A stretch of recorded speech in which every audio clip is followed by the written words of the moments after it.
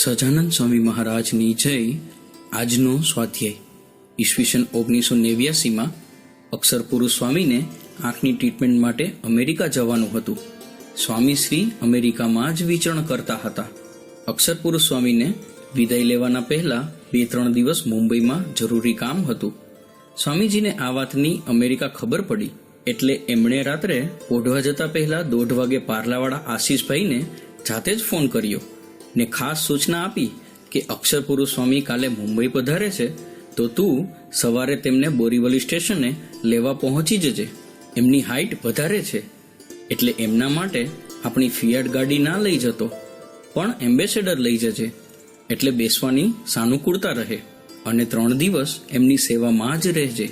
સ્વામીશ્રીની આ આત્મીયતાની કોઈ કલ્પના કરી શકાય ખરી? જય સ્વામિનારાયણ.